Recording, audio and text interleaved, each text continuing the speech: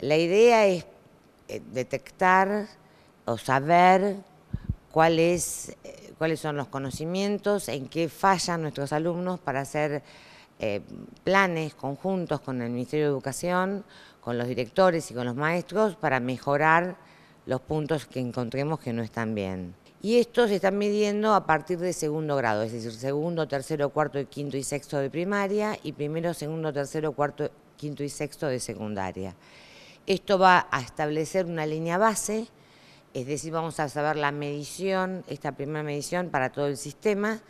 y seguiremos tomando en diciembre otra vez y el año próximo también. De paso vamos a medir algunas acciones que vamos a tomar en este segundo periodo,